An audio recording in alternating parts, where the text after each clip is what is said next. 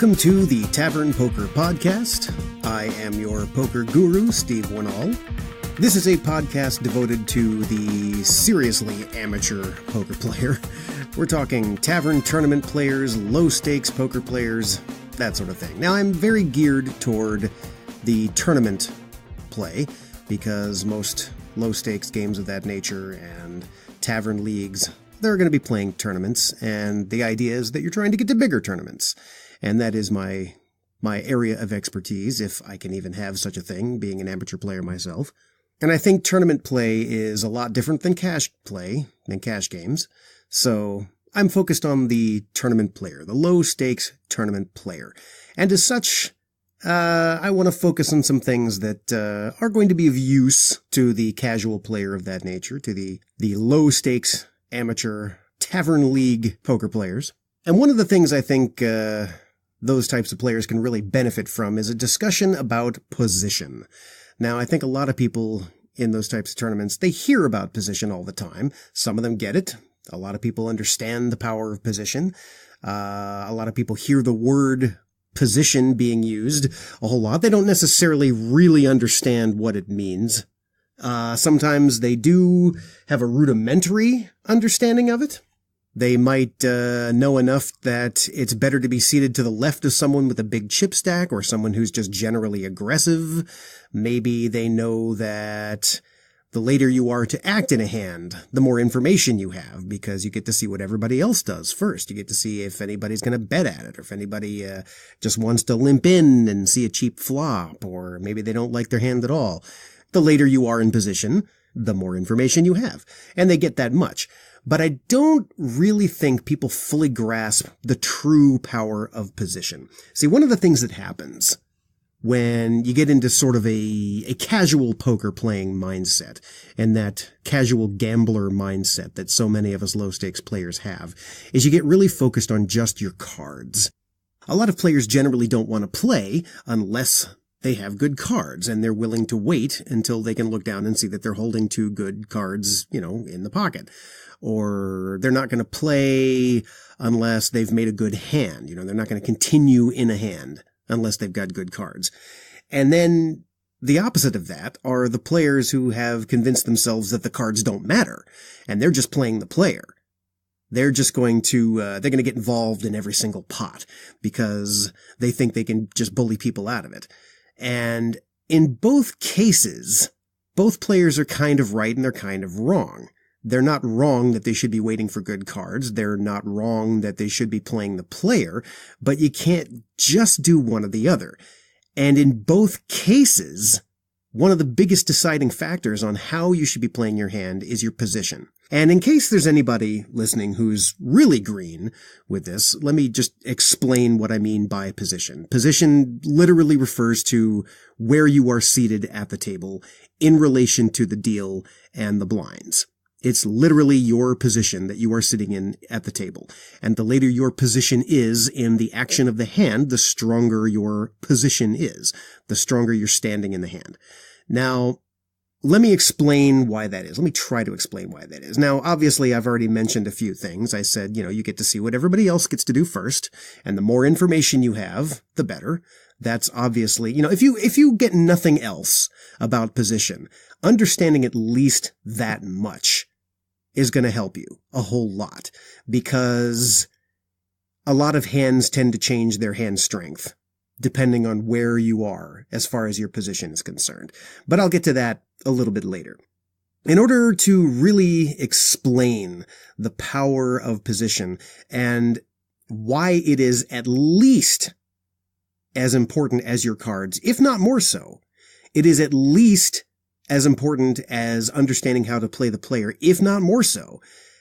A lot of people don't really get that concept, so I think I'm going to try and explain it the best I can here, just give you a better understanding of the true power of position. And in order to do that, I'm going to use Newtonian physics. And I know I probably just lost about half of the people listening to this right now at the mere mention of science, but don't panic. I'm not going to start throwing equations or mathematics at you. Just simple, basic, theoretical physics. Now, one of the things I really like about the game of poker is it is really analogous to a lot of different life situations. It's a great allegory for just life in general. And as such, there are a lot of different skills that you can pick up in your experiences in everyday life that can be applied to poker. To give you some examples, let's see, if you're good at sports, there's a lot you can learn about strategy that can be applied to poker. Poker, some people will argue, is a sport. A lot of people think, no, that's nonsense, but hey, you try sitting for 12 hours at a session playing poker and tell me that it's not physically demanding, okay? It doesn't require some kind of physical endurance or skill. But that's just one example. If you know a lot about the world of business, if you were a business person, or you have a degree in business, or you've studied business, then you can obviously see some of the uses of those skills applied to poker. If you have studied psychology, if you're an expert in the human psyche, that obviously can be used in poker. I personally am a professionally trained actor. I have a college degree in dramatic arts, and believe you me, I have used some of those skills time and time again at the poker table. So, if all of that is true, then things like math and science absolutely apply. Now, like I promised, I'm not going to start throwing math at you. There is plenty of math that I do at the poker table, but to be perfectly honest, I'm not that good at math. It was always one of my weakest subjects. I am a terrible mathematician, but I've learned enough to be able to calculate certain things at the table. But I'm not gonna spring that on anybody now. I think that's a topic for more in-depth strategy. And I said I was going to keep this basic. So we're just going to go basic science here, okay? Simple Newtonian physics. Believe me, it is. Now, some of you have probably even heard this. The first law of motion, the first law of thermodynamics, okay, states that an object in motion will remain in motion, and an object at rest will remain at rest, unless there is some outside force applied to the object to change its state. It's that simple. So to give you just a really simple real-world example, imagine you have a tennis ball sitting on your kitchen table, and you've just placed it there. You just sat it on the table, and there it sits. That is now an object at rest, and the first law of motion says it's going to stay there. As long as no outside force is applied to that tennis ball, it's not going anywhere. It's just going to stay at rest. It's not going to suddenly start moving on its own. It's not sentient, it's not alive, it's just an object. It's just going to stay there. But now let's apply an outside force to it. Either you whack it with your hand, or maybe you lift up an end of the table, okay? Now there is an outside force that's been applied to it. So, in this case, the outside force would be your hand setting it in motion, or if you've lifted up the table, then gravity is the outside force. Either way, that ball is going to start to roll. It's going to roll along the incline of the table. And unless another outside force is applied to it, it is now in motion. It's going to remain in motion. It's going to continue to roll off the table. It's going to roll onto the floor. It's going to continue to roll on the floor, and so on, unless another outside force is applied to it, because it's now in motion. So what outside force is necessary to change its state once again? Well, if an obstacle gets in its way, if you step your foot in front of it once it's on the floor and it runs into your foot, that's an outside force. It's going to go back to a state of rest. You'll stop the motion. Or maybe there's a wastebasket at the end of the table and it falls into the wastebasket. Another obstacle. It's going to suddenly become at rest again because another outside force has been applied. And if you have none of those things, even if you don't put an obstacle in front of it, it's still in contact with the floor, which means it's going to be generating friction. And friction is an outside force that is eventually going to slow and stop that ball until it is once again in a state of rest, where it will remain until another outside force is applied. Okay? You with me so far? Good. Stay with me. This is really simple. Imagine that instead of a kitchen table, it's a poker table. And instead of a tennis ball, our object is our stack of chips.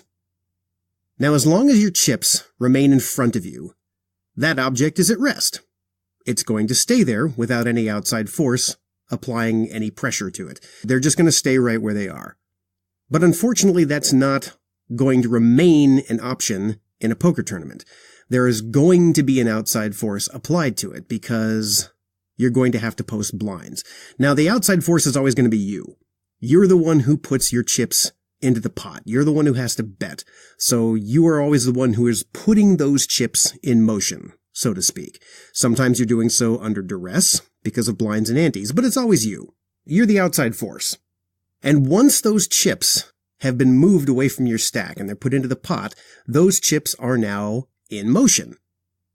Yeah, I know it's figurative because you place them from one spot on the felt to another spot on the felt, they look like they're still sitting still. But stick with me. For all intents and purposes, those chips are now in motion. And they're going to remain in motion until another outside force is applied. So before we go any further with that, we first have to decide what that motion is going to look like, because we're speaking figuratively now. When something gets put into motion, where's it going to go? Well, in the case of the tennis ball, it was following gravity. Gravity decides where it's going to move once it's been set into motion. Well, in our figurative example with the poker chips, the same thing is true. They're going to follow the path of least resistance toward the gravity source. Okay, now the path of least resistance, that's another simple physics concept that explains how our universe works.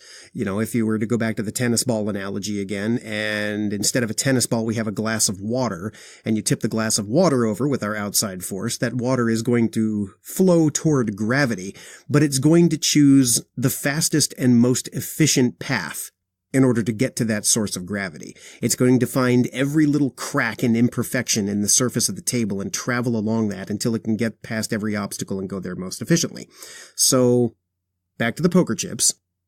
Where are they going? Once they're in motion, where are those poker chips going to end up? Well, they are going to take the path of least resistance, and they're going to go toward the source of gravity. So now we have to figure out what the source of gravity is. Because when two objects pass each other in space, according to theoretical physics, two objects that have mass, when they pass each other, they're in motion, so nothing's going to stop that unless an outside force is applied. But if they pass each other, they both have mass. That means they both have gravity, and that gravity is going to affect the other object. Each object is going to have gravity that affects the other object. And how that force is applied depends on the mass of those objects. So the bigger object, the one that has more mass, is going to exert more of an outside force than the one with a smaller mass. So if we're looking at that in terms of poker chips, the objects with the greatest mass, the biggest sources of gravity at the table, are going to be the chips that are furthest along in the action, meaning whoever has put chips in the pot in the latest position at the table. So let's try and make this as simple as possible. We'll start pre-flop. We'll just go with the most simple example I can give you, okay? So far, before anything has happened, before the dealer has dealt any cards, before the hand has begun, the first thing that happens is what? We post the blinds, right? So you have a small blind and a big blind. There's the button who is the dealer, and then directly to the left is the small blind, directly to the left of them is the big blind. That's all that's happened so far. Well, those chips are in motion. Those are our two objects in space, and they both have mass, but one is bigger than the other. That is the one with the bigger mass. That has become our gravity source. So, if nothing else happens at this point in the hand, no other outside force is being applied, those chips remain in motion, and they're going to go in the direction of the biggest gravity source. So in this case, no force being applied means everybody folds. Nobody calls the big blind, nobody raises the big blind, nobody else puts chips in the pot. It folds all the way around the table, even all the way up to the button, and even the small blind folds. Everything is going to go in the direction of our biggest gravity source, which at the moment is the big blind. The gravity of the big blind is going to overpower the smaller mass of the small blind, and the small blind will become absorbed by the big blind, because it stays in motion, and then the whole thing will end up going back to its source, which is the person who set the big blind in motion in the first place. So in reality, the biggest gravity source isn't the chips, it's the person who posted the chips. It's the person who posted the biggest stack of chips in the latest position, which pre-flop is the big blind. They're last to act.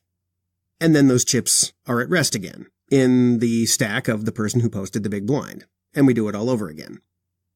So using that, it's fairly easy to see how this works. But let's take a look at post-flop. Okay, let's say that we have our blinds posted and somebody raises down the line. Let's say they're in middle position. They're under the gun +2 or something. Now you have a new gravity source. There is a bigger object in play. There's a bigger object in motion in space. And it's the person who posted the larger stack of chips further along in position. They've applied a new force. So now everybody has to react to that, and let's say that the big blind decides they're going to call, everybody else folds. Now you have two players who are going to a flop. Now at this point, those chips are still in motion, and they are of the same mass because they're the same number of chips. There was a raise and a call. However, because the person who made the raise is later to act in the hand from this point on, they are the source of gravity. They have the betting lead. They were the pre-flop aggressor. That is where all the energy is going to want to go. And let me explain why. Let me try to explain why. The person in the big blind doesn't really understand where they are right now. They might have a strong hand, and they might be secretly concealing the fact that they have actually, the power, but they don't have the betting lead. So that source of gravity is still downstream. It's further along the path. So if the person in the big blind, the first to act after the flop, doesn't apply any more force to the objects in motion, those objects are going to continue to lean toward the person who established that they were the center of the gravity going in. And at that point, it's pretty easy for the person in the later position to make another bet, put a little bit more mass into their moving object, and deepen the gravity well a little bit more. Now, of course, there's a lot of different ways to react to that. You could check raise them out of position, for example, and try and seize the gravity source away from them. There's a lot of different ways to react to that, but that's the basic idea behind it. This is why having position on your opponents, being the last to act, is inherently more powerful.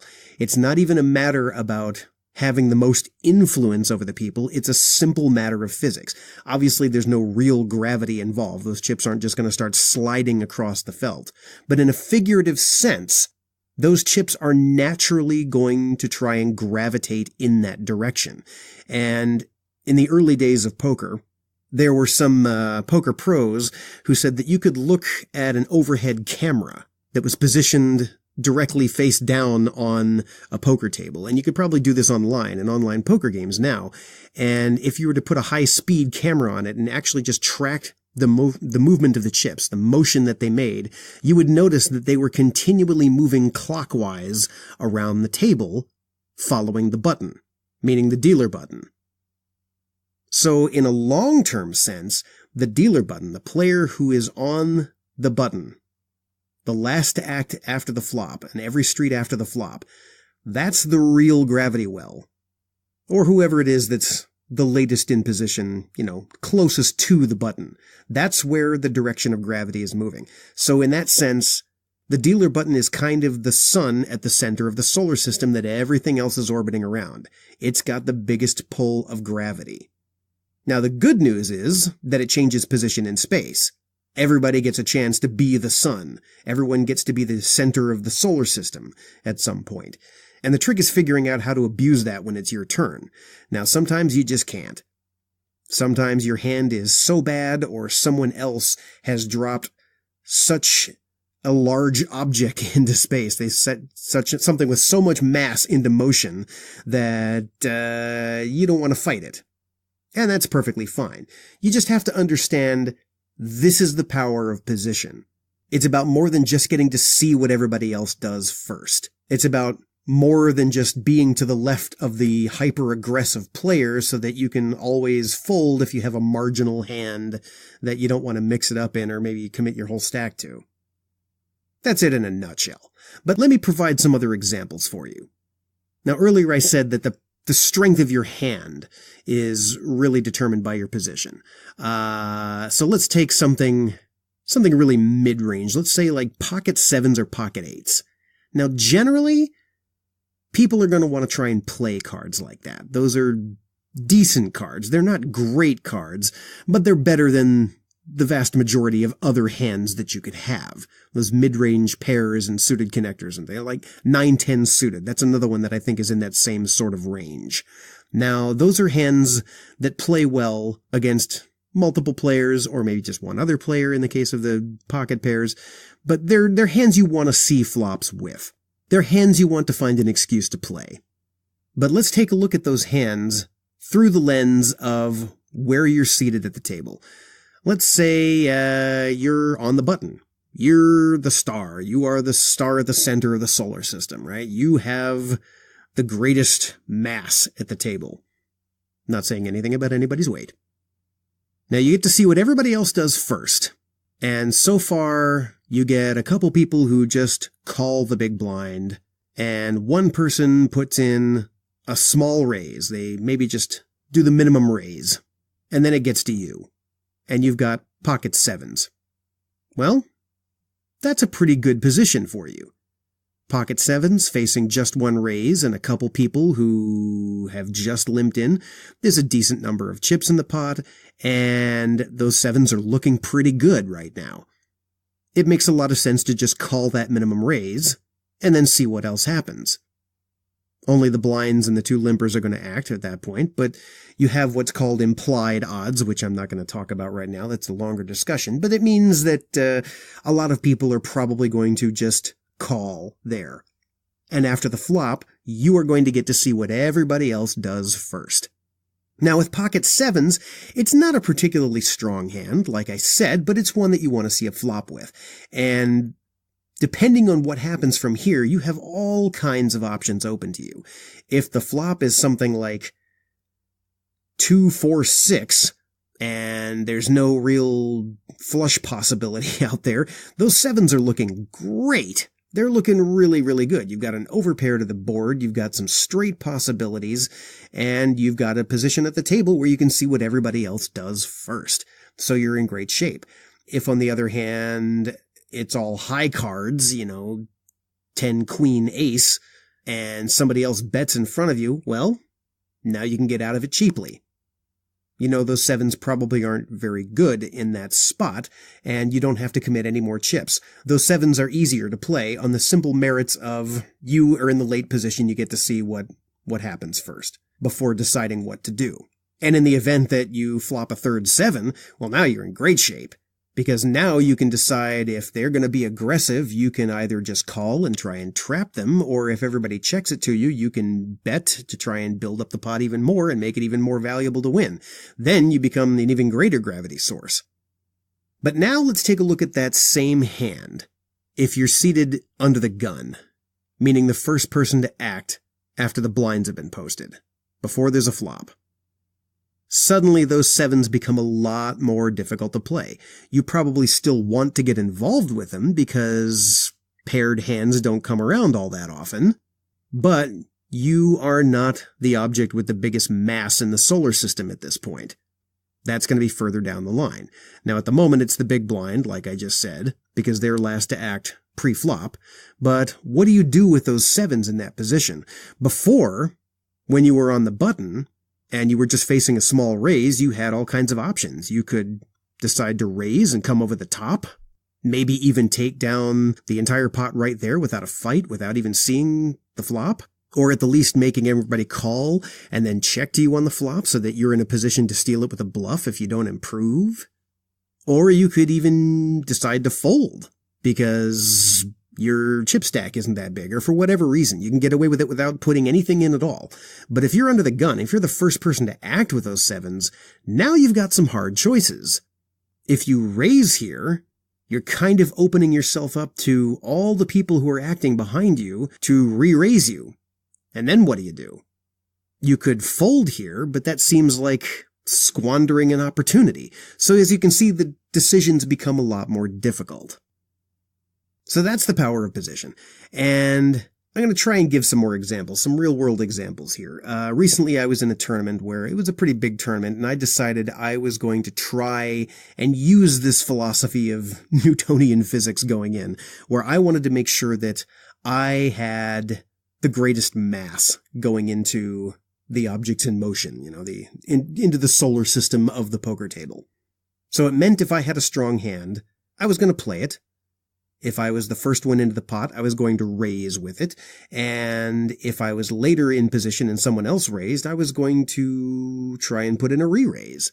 I wanted to try and go into the flop with the betting lead. I wanted to be the person who had the biggest source of gravity. I wanted to be the person that all the chips gravitated towards.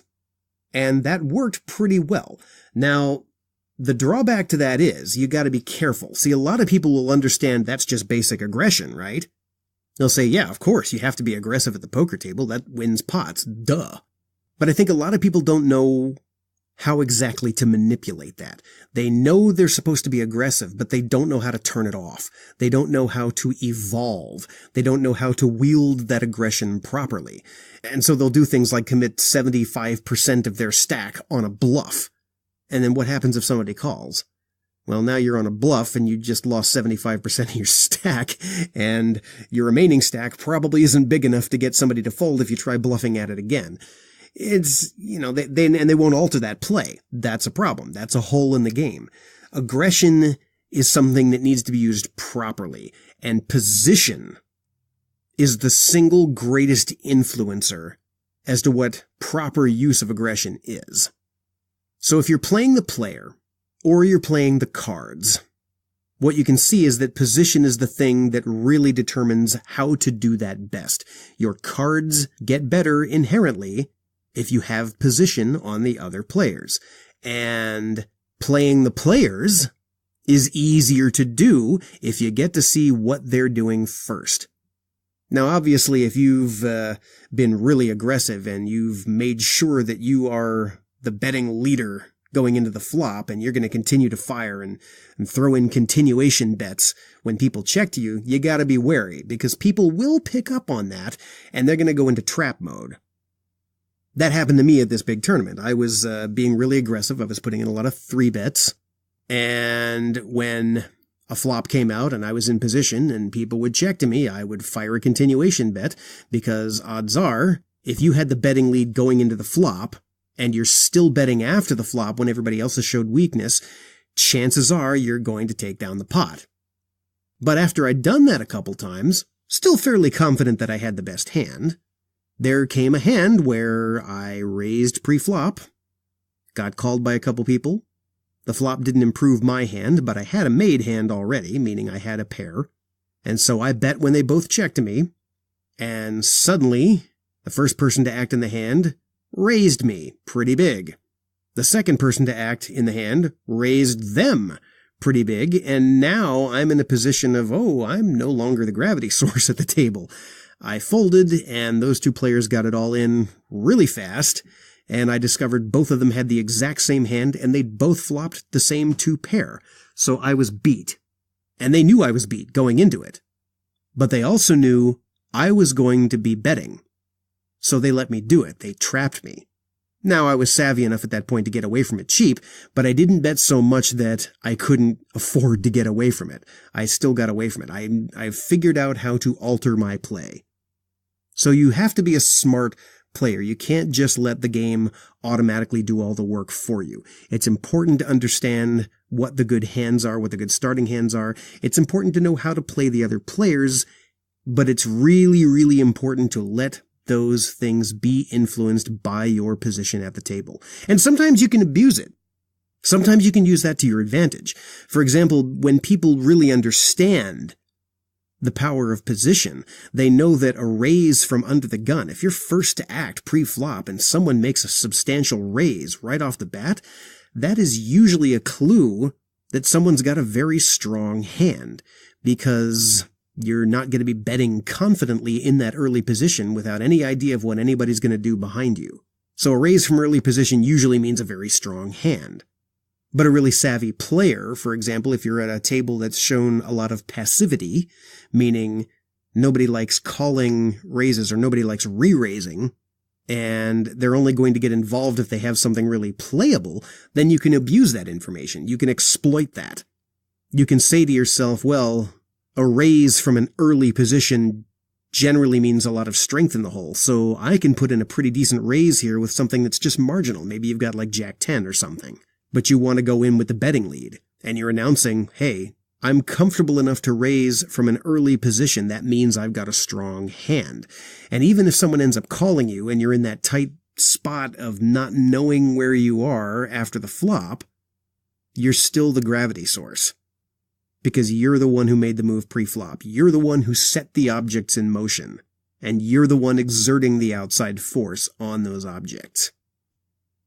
Now let me see if I can give you some more examples here. I'm going to use one from a tournament I played when I was in Atlantic City. Now this was a weekend where I was involved in a lot of pretty big tournaments, and one of them had just gone very, very badly.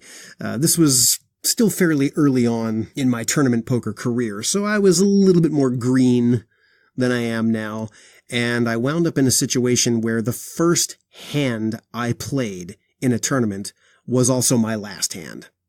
Now, these days I'm pretty savvy enough to make sure that that doesn't happen, but I really misread the situation in this particular case.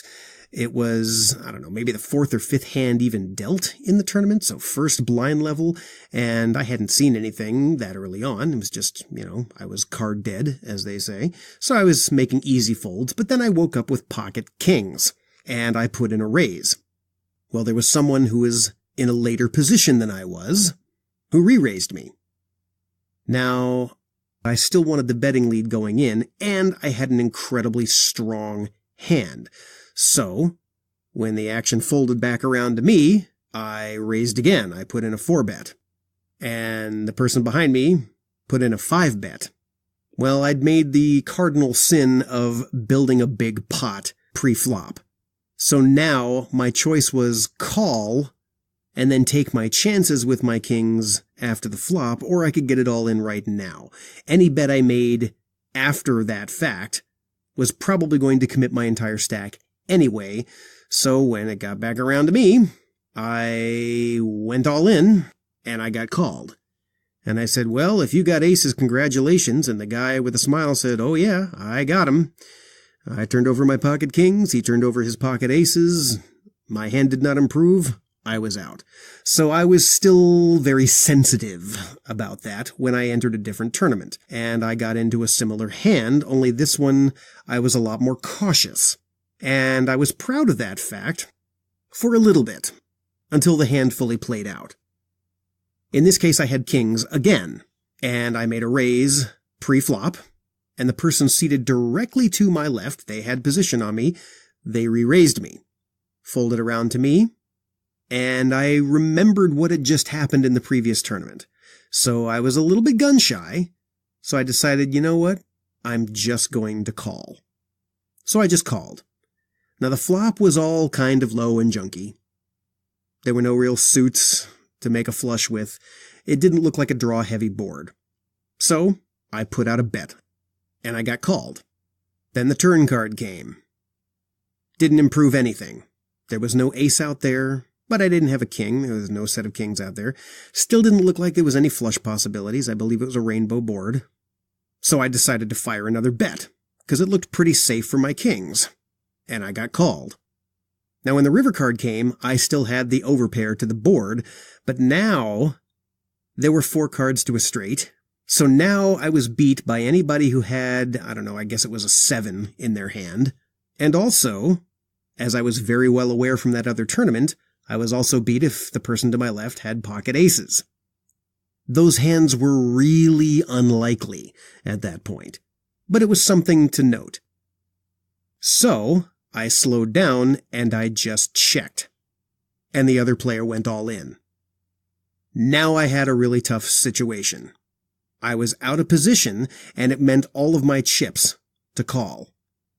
Because I was out of position, it was really hard to put them on an exact hand. They had shown just as much aggression as I had. At least they raised me pre-flop after I had raised, and they called every single one of my bets, and the moment I showed weakness, they pounced. So now I'm in a position of, what do I do? It's going to cost me all my chips to call here. What do you do in that situation? Well, arguably, one might say you can't back down in that situation. You just have to bite the bullet and make the call, because you built a pot. But I was also in a different position in this tournament because I had more chips at that point. It was later in the tournament, and it wouldn't have destroyed my chip stack to fold there. So I thought about it, and I thought about it, and I thought about it, and finally I folded my hand face up. And I said, "Nice bet, you got it." And I showed them the pocket kings. And to my horror, they said, "Thank you," and turned over their pocket queens, as they dragged all my chips into their chip stack. So I had just been outplayed. My kings were way ahead of the queens. On the river, the only way that player could have beaten me was by doing exactly what they did. But they had position on me. They had the power, and they got me to fold the better hand. Now, obviously, that was a little bit more informed by the fact that I was still gun-shy from having my kings run into aces in the previous tournament, which I didn't even get to play because I was out in the first hand I chose to play. But it still illustrates the point. They were able to win with an inferior hand because they got to see what I did first, and because they were the ones who got to establish the most mass. They had the power, simply because of where they were seated. I have since made sure to always try and use that to my advantage. And that's something to consider when you're even just in a little casual, Tuesday or Wednesday night poker tournament at your local watering hole. Obviously, it's a lot more casual and people are more than happy to just throw in chips and see what happens. But try using that position a little bit more. Let position inform your decisions. Take a look at how your hands change depending on where you're seated. Pay attention to how people's behavior change depending on where they're seated. Watch the direction that the objects are rolling and try and be the outside force that changes it. Until next time, I'm Steve Wannall, your poker guru. This is the Tavern Poker Podcast. Thank you for listening.